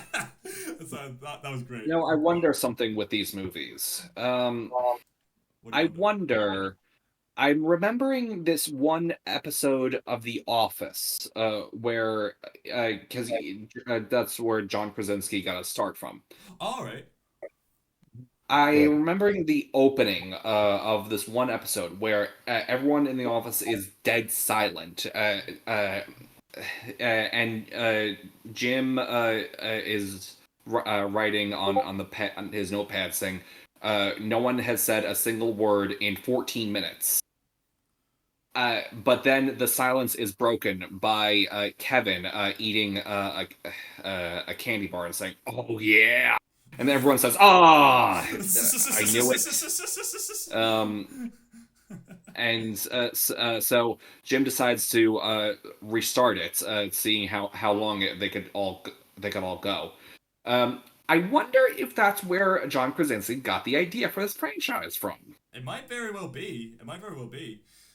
John Krasinski's certainly going somewhere with this franchise, especially in regards to how he writes characters in these movies.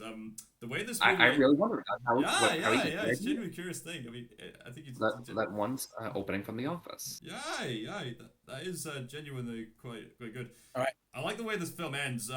She's, like I said, giving this request, and then the last scene is she's just strolling about this one area, very quiet. She has this music on her earphones, obviously. She's listening to some good jazzy jam music, from the one music They artist do a crossover with us, don't they? crossover with Oh, yeah, good one, Brooks. Right, because she was in Us. Yeah, she was in us. Yeah. So she listens to that one song artist who's in that one Aardman animated short, fun trivia, and then she's at the moment she says the line, "It's so good to be alive." She then takes the earphones off, and you just have this look of peace about her as the music plays loud, and then you just see the creature go like, boom, and then fade to black. Film ends. Roll credits. Brilliant ending. Great movie. That's my number 2, but there is one that is very much superior. So, Patrick, what's your number 2? My number 2 favorite is I'm gonna say Dune Part 2. All right. I have to confess, I have not rewatched the film since I saw it in theaters last March. But I'm Well, just I didn't rewatch my 3 and 4 But if picks. I rewatch it again, I will say I think it's better for me just rewatch like 1 and 2 like at the same time not at the same time in sequence because this is like a two-part adaptation and I will say I just think that this one's I think does I feel like this one is like something that I think is I feel like it does something a bit a tad better than like the first Dune did, but I would say I think that I feel like Christopher Walken the fact that Christopher Walken's in the film is like kind of like makes a lot of sense because if you're familiar with the song "Weapon of Choice" by Fatboy Slim, Yes. in the Yes. music, the lyrics, the music video, Christopher Walken appears is dancing around a hotel, and one of the lyrics in the song "Walk Without Rhythm" and You won't won't attract the attract the words worm. was Yes. was essentially foreshadowing his appearance. Just I feel like that was very wise, but hilarious in like a good way. Just in basically any movie that he's in, like anything Christopher Walken's in, it's great. And this is like an even more like watchable film because of Christopher Walken. Oh, absolutely. Absolutely. Yeah, but yeah, he isn't he the villain and isn't he a bad guy in this He's movie? one of the bad guys in the film that Yeah, Paul has to overcome. that is First, really well. unironically great performance. Aye, Yeah. aye. I feel like they Aye. ran. They really. Yeah, well, and Austin Butler is in as Baron Harkin's nephew. He's really good in the film as well. Oh, absolutely. Uh, I like how Baron Harkonnen's nephew. He really is one of the other best parts about the film as well. And, Oh, absolutely. yeah. Also, before we move on, Patrick, I find it quite funny that we're talking about Dune and you're eating ice cream. Well, no, I'm finishing it. I'm finishing up. Yeah, well, it's like Just the I contrast mean, between it's hot like and cold. yeah, yeah. Look, it's me, Ben and Jerry's Ben and Jerry's is great. Yeah. American Dream. Yeah, yeah. All Sorry for right. No, yeah. no, nothing to Just so apologize you for. I know, just but find it yeah, I funny. don't live in America, but Um, it's nice because it's like whatever. yeah, if you don't know Cinco Berries. All right, Charlie, what's your pick for number 2? Okay, my runner-up. Just like number 5, Rebel Ridge, my number 2 is a pick that surprised me. I would say so, and is one you've probably never heard of. It came out in January, so comes next month. Don't discount movies that come out. And that is little Jason Statham movie called The Beekeeper. The Beekeeper. All right. So Yeah. what about the Yeah, I heard. Beekeeper? Okay, The Beekeeper is just phenomenal. It's about this sort of like Rebel Ridge. This ex military guy who um, is he's trying to get payback on this fraud company that scammed one of his good close friends out of all of her money, and he discovers that it's run by some really shady and bad people, and the head of it all is the president of the United States' son. Oh. Yeah. Yeah. So this is he just goes ape shit on the ruling class, and I am totally here for it. He Statham kicks so much I think ass you get in along the well action with scenes. D16. What? I think you get along well with D16. Yeah. D16 from Transformers. You'll know soon. You'll know soon. Megatron. Okay. Megatron. I'm assuming that's a Dune reference. But yeah, the action is mwah, top notch. So good. Um, that's the best part, and of course the plot line. Look, the only thing better than great action is for me is great action. The reason behind why you're doing the action, and this just hits me right in the cathartic feels. It's there are a few things I love more than just a regular man sticking up for what's morally right. So, and man, does this get exposed with all of its great social commentary. Um, it's I don't know what else I could say about it. It's a hidden gem. More people really should check it out. I don't know if it'll have a sequel. The potential's there, but we'll see. But yeah, The Beekeeper is fantastic. I love it. It's everything I look for in a sleeper hit film. Like 2 years ago, Bullet Train was a sleeper hit, and then the year after that, Joyride. For a while, I thought this could be my number one, but then my number one is something I just I can't shake the feeling of. It's some it is my main squeeze, my number one. So I'll explain why that is, but The Beekeeper, you gotta check it out. It's even character work is very nicely done. All right, Brooks, what is your pick for number 2? My pick for number 2 is like I said, tug of war, but I would say it's Transformers 1. I like I said, expectations like with the Wild Robot was an easy win. It was an easy win. Absolutely. But this, we all know how bad the marketing was for this film, don't we? I mean, it's not, of course, a masterpiece by any measure. That's why the Wild Robot. But I already knew that was gonna be a masterpiece. I already knew. This one blew me away. Like So I would you never say thought that's I like would a have super been. hit for you? Like I have been a Transformers fan ever since the first Michael Bay film. Like, Yeah. so to go Even with the through sequels. all. What? Even with the Yes. sequels. Remember, I was born 2001. I was 5 to 9 at the time. Okay. So, and that when we got to Transformers 4, that is when I hated. Like, I really got that was like my back credit card. If you know Doug Walker. Same here. That was the last one I Like- saw in theirs. Well, unless you count Bumblebee. Bumblebee was good. Oh, absolutely. Okay, yeah, Bumblebee is where I got hope. This is where I'm talking about. Bumblebee is where I got hope. Like I got serious hope. It was Like with the amazing. first 15 minutes, and then went a full ET on me. So it kind of like left me unsatisfied. And then Transformers: Rise of the Beast. I was hoping for this one, and Optimus looks pretty crappy, and I don't think it looks visually interesting at all. And then this one.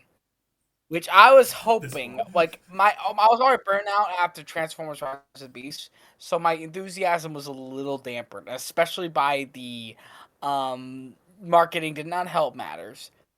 But I did have hope because the Mark trailers did get better, and I hope that it would get better. And by God, by Primus himself, you'll understand soon that did it get better. Okay, remember when you talk about Beekeeper with how someone who did morally who was going after the ruling class? This is what I'm talking about. This I know you're not going to see the film, so I'm just gonna spoil it for you. Okay, We spoiled so many so- films already. this character D16, who is like basically a lot of people's the people who relate with this character, like they love it, like. Usually Megatron is not the most complex or relatable villain, but in this film he is.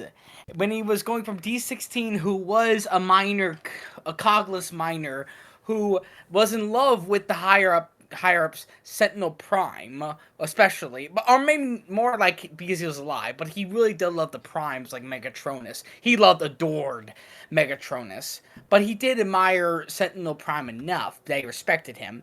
But once he found out that Sentinel Prime killed the Primes and took the Matrix of Leadership, which is basically like this is like the source of the life source of like the planet.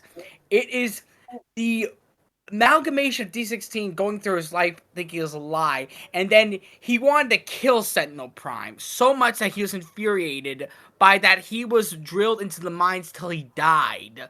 So he wanted revenge on this guy who basically who basically controlled his life without him even knowing lying to him, and also stealing his chance for to be exceptional by stealing the cogs. And then by the end of the film, when he becomes Megatron, he takes Sentinel Prime and rips him in fucking half.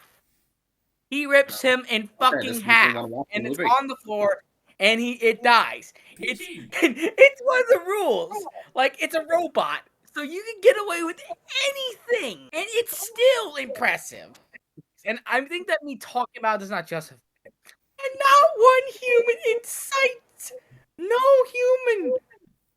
There you go. And even there's this like behind the scenes lore like that they had to like scale them, like film the picture like to make sure they know scale, like these are giant beings since they're all like since the scaling. It is they filmed it like the Bayformers did, like with how big they were compared to humans. They filmed it like a worm or a worm view, like where like so you can get the sense of scale. These are big characters, even if they're all a bit of the same size. So, and it's also great to know that, Chris Hemsworth, he brings that same energy that Thor had to this role. He brings in a unique way. And even like his relationship with Megatron is similar to Loki, except Loki is nowhere near as like easily conniving. That's more Starscream. And by the way, Starscream, who was voiced by Steve Buscemi, was pitch perfect. Yeah. It was absolutely. I mean, mind you, this film has fat on it. It's a little like. It's a little like It doesn't need to be as long as it is. Yeah, well. Okay, what? Well, No, actually, no, It no, doesn't no, no. need I to be meant not as like long as that. It's more fatty, like in the dialogue, in the bit of the Oh. first half, the first third. The first part is more a bit. It's not bad. It's just a bit more like you kind of like get annoyed a little bit, especially with B16 total Bumblebee. whiplash Like with the Bumblebee. joke is that Bumblebee gets his throat ripped out by Megatron, so they make him annoying, or at least annoying enough. Like okay, some scenes he's not that annoying. He actually has important in their rare moments, but most part he is annoying. Yeah. But the punchline is that he will get his throat ripped out. So that's pretty much the punchline of making him relate. And also, he has to be circuit for the ADHD kids. So they can have their cake and eat it too, and make him annoying as possible, and then acknowledge that they're gonna rip his throat out. So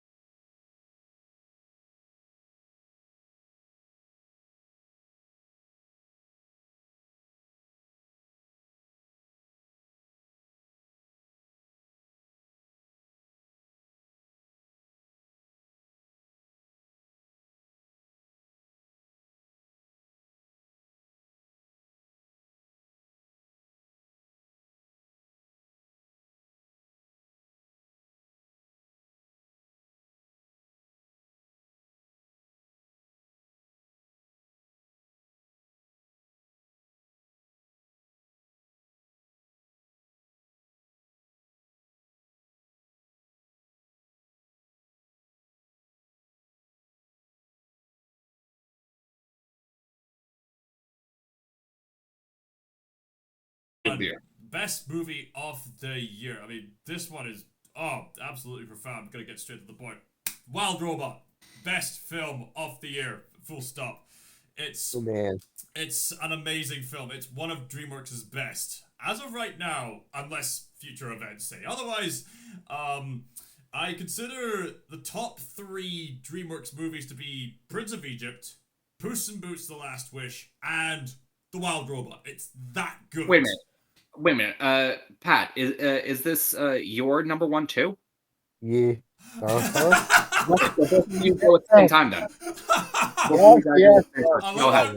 I love your response. It was Yes. Yes. And I was not gonna say yes. I was gonna be a little bit more enthusiastic. I was saying, yeah. I was, I love it. I love it. Come on. I was like, how I mean, are you kidding me? Of course it is. Yes, it's yeah. So much that I saw it twice in theaters. Yeah, And same here. Saw it I'm just twice. gonna tell you something. I'm just gonna tell you something. Yeah. Let me just tell you.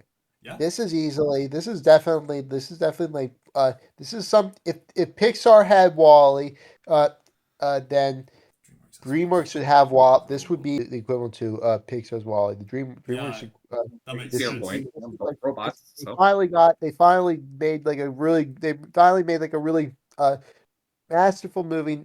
Something that I think had I would say this. Not saying Puss in Boots 2 was anything like special, but this one really did this. But this film takes the cake. This is easily like DreamWorks at their peak, and of course, Absolutely. it does feel like Wall-E is one of my it favorite does Disney feel like a movies. good it does feel like a good it feels like it marks like something of a bit of a transition, like a kind of an end of Oh an yeah. era, because I hear this is like the last DreamWorks film that would be animated entirely in that was animated entirely in house by DreamWorks, because afterwards they're gonna rely more on just like big other studios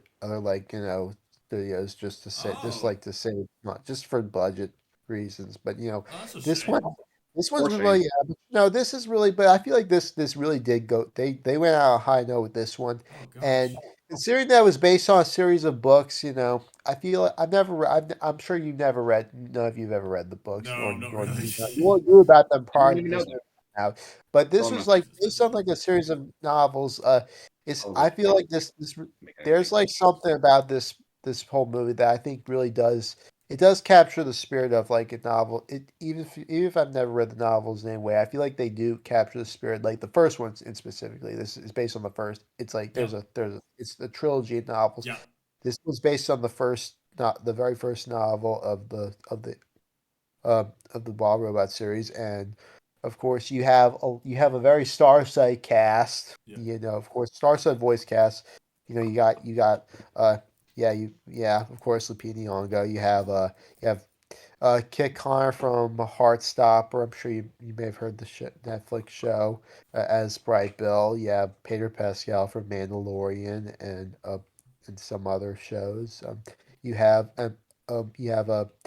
Catherine O'Hara from, of course, a comedic actress from Home Alone and a bunch and Bill Nye, Mark Mark Hamill. Hamill, Ving Rhames. Oh man, yeah. I would say that's pretty much all I can name at the top of my head. Oh yeah, Matt Berry from What We Do in the Shadows is in this movie too. He's yeah, they're it's really great. I mean, just the whole all the cast choices. This is like probably like next to Prince of Egypt. This is easily like the best cast for a DreamWorks film ever. This is like the best star-studded cast that DreamWorks has ever assembled for a film like this. And not to mention the amazing writing, and of course, you can't doubt you can't doubt that Chris Sanders is amazing. Is an amazing storyteller. He's got, of course, Lilo and Stitch and How to I've Train Your Trained Your Dragon. Dragon. Yep. Yeah, he did. Yeah, well, he's done like a lot. He's done a lot of work for Disney too, like before Lilo and Stitch. Yep. This is this is basic. I will say this.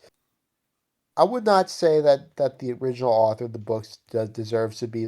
Not saying that the original author of the books is really supposed to be overlooked in any way, but it does feel like this feels like Chris Sanders at his like art in his like art in going full auteur and just basically like being seen as like literally the author of the movies, like just Ah, so much that like feels like you can see his vision, like just, and yeah. I'm sure the original author approved of it, and No, yeah. it's just the whole like I say the story, of course it does its own, it gives its own spin on like on just the typical story that we're familiar with, of a robot learning to like overcome its like It's its programming. program. We've seen Yeah. this kind of thing before in like I suppose Warner Brothers equivalent of the Wild Robot with Iron yeah, Giant. the Iron Giant. Yep, Iron Giant. Yes. And Yes. Pixar's equivalent with Wally. Yeah. Um, Yes. Yes, I would say DreamWorks finally really knocked it out of the park. Yeah. Unfortunately not. Yeah, well, I mean, you If might I not didn't know already see movies, UK. oh, sorry, Pat, go ahead. Anyways, yeah, well, I mean, I really say that DreamWorks really just really like really like just really didn't. I would say that this. I think that really just it's just incredible just how far they've come. oh Just yeah. they finally got a good. They got like a really good, like I would say this. It was not. I will say this. This does not feel like in a way Oscar bait movie in a way. It's more than that. If people want to dismiss it as such, then I will say this. You're You can missing like out if that's the yeah, case. you could go, yeah, you like On you Yeah, Katzenberg is no longer at if this DreamWorks, is so it's yeah, for it's sure not definitely not anyway. Oscar It's bait. great. It's good on its own. It stands well on its own, and it really appealed to a lot of people.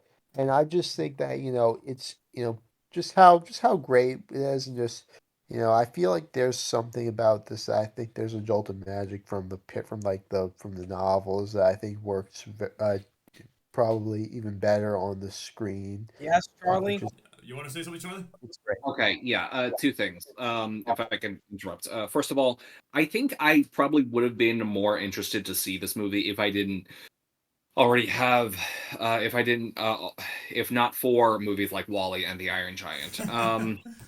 But Yeah, yeah, it's just I don't know. I've seen it before, and I don't like movie, and I've seen Talking Animals so many times that's before. why I don't see Bumblebee. That's why I don't see That's why I don't There's care no, about Bumblebee. the Yeah. animals in this movie are either more.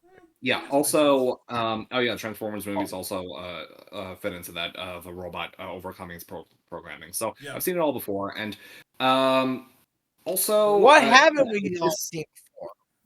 if this is Oscar bait, it's very good Oscar bait. That doesn't make it. Yeah, that No, doesn't make it a bad movie. Oh man, I'm you I'm cynical. joking. Well, Yeah, okay, it's good. Patrick, the whole Oscar thing. Being You have cynical, to man. realize something. This is a movie that is universally beloved by just about everyone who saw it. Yeah. So, of They're course, right. the Oscars aren't going to nominate it. Well, yeah, no, well, they might, well, yeah, well, they're gonna probably. Better beat Moana 2, but Yeah, I yeah. still would Let rather. him nominate for King Moana too. Yeah, yeah. Best Picture nod would probably That's a not competition. Hey, This Wally won. absolutely would deserve to beat. I haven't seen either, but this would. I already know this would absolutely deserve to This beat is out gonna Moana. dominate Moana 2 easily. Easily. Please. Wally may have, yeah. They Well, may be tempted to do Disney. I haven't Maybe even tempted. seen the first Moana, but I should probably check that out. All right, that's all. Those are just my points. Continue. Continue on, Patrick. yes, I will just say, I'm sorry if I like, I will just say this, but just like, and I want to just also make the rep, tell you something else about I like about this. I think that something interesting, just to how Rope in the movie, like there's a there's like a the unit Oh, that? the name of the unit, the name of like the unit that that the main character is Brosm. Rosa. Rob. That's I noticed that's a reference to it's a reference to a subtle reference to one of like the sources of the name of the term robot. It's Also Roz, like from Game Grumps. oh no, it's Brosm's Universal Robots. It was a 1920 science fiction play by Czech writer Karel Alright. Čapek. And yeah, Alright. so that's what's based on. It's based on I it's didn't know Brosm that. is like yeah, it's it's a nod to like to the source of the term robot, the one that basically introduced robot to the English language and to science fiction, Oh if not wow. more in general. And I just think that really, I just noticed something really nice. I think that's really interesting, just how the name the robot, and I think that it really does feel like it does feel like something of a nicely well paid homage to you know to like something to like a play that nobody's ever heard of, There you go. which just it might as well you might be, of course, because it's in a foreign language, obviously. Uh, I will say everything just about this movie just really does it was is very it's very amazing, and I Absolutely. can, and there's no it's so hard I have to one point. understand.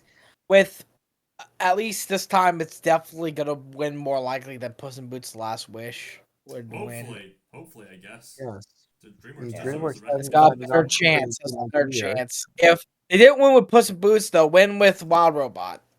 Yes. Yeah. Y'all want to know what the first Oscar for Best Animated Feature went to? Spirited Away. It Disney went movie. No, it to went to Shrek. Shrek. It was Oh the yeah, first Shrek. Shrek. That's right. That's right. Yes. Yes. Oh yeah, Yes. that would be Oh. rather fitting. And Yeah. then, but Oh yeah, yeah, I'm well, getting Disney movie. also, I'm getting that mixed up with first animated films that would be nominated for Best Picture.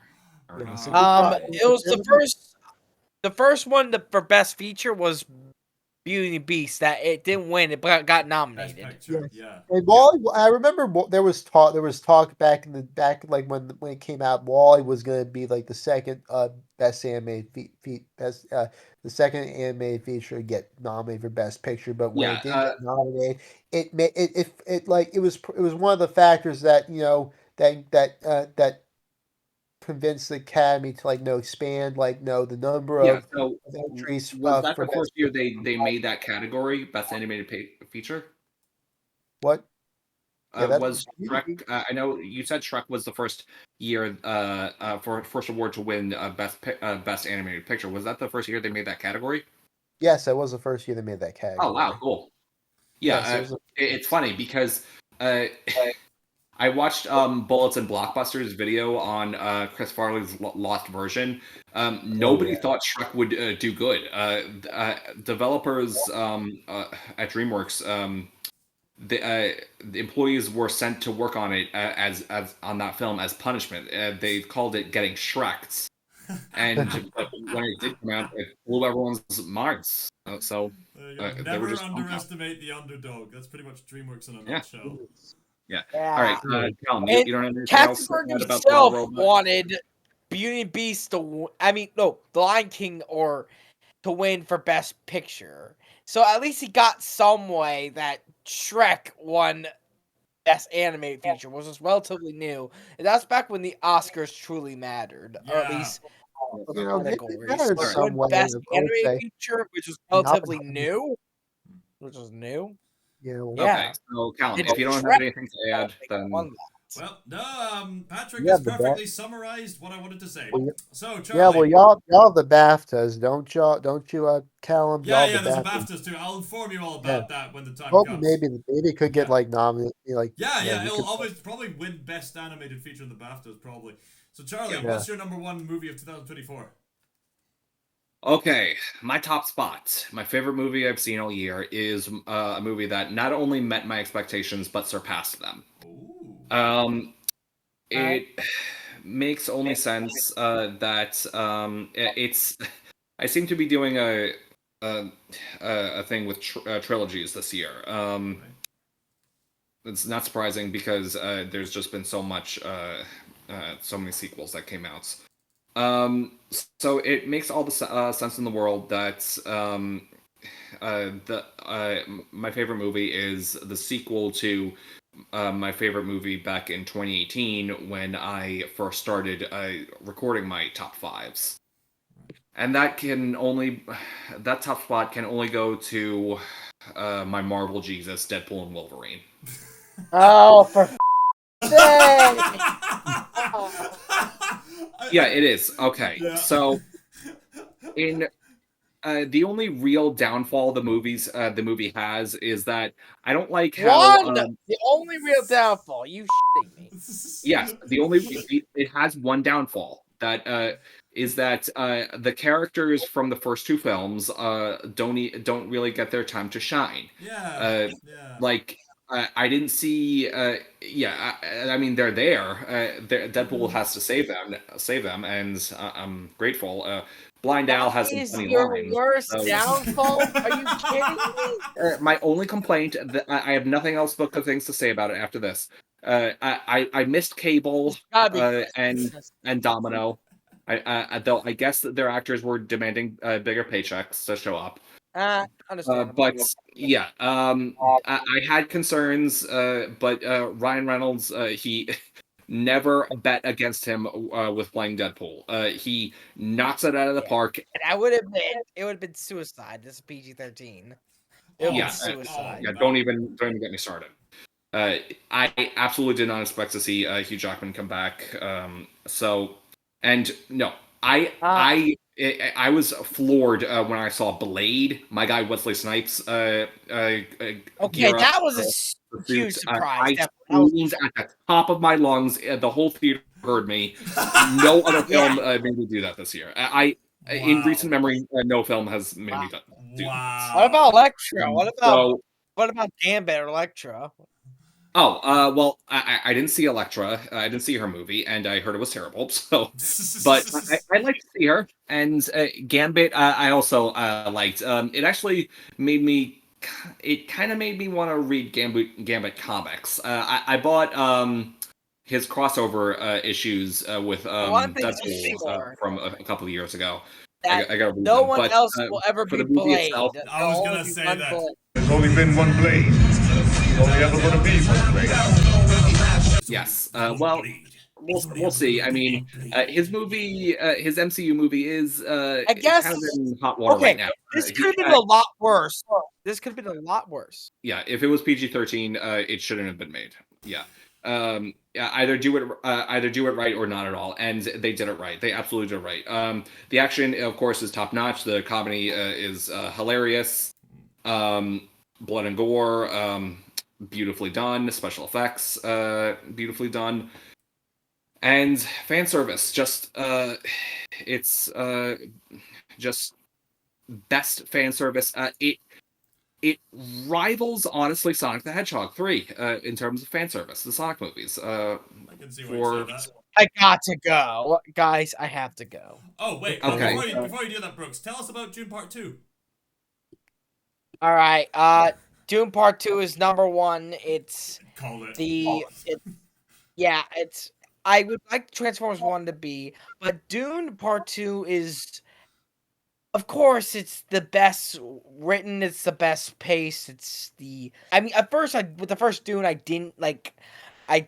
wasn't that appreciative because I was still off of Star Wars, but Dune Part 2, that awakened me to what Dune actually was. It really, and okay, I have to go. I'm sorry. That's it. You said all you need to say, and I think that's enough. Okay. Bye. Adios. Okay. All right. So I knew Brooks was going to and pick just one Dune final Part part 2. about mine. I knew it. Yeah. Carry on, Charlie.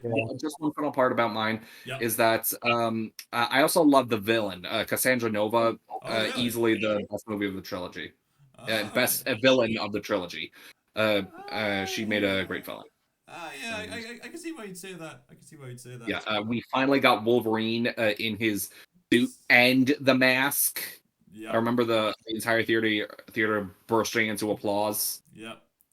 Talk about fan service. Yeah. Fun fact, Charlie, there's recently been a new game called Marvel Rivals, and one of the alternative skins you can pick for Wolverine is that exact outfit and cowl from Deadpool and Wolverine.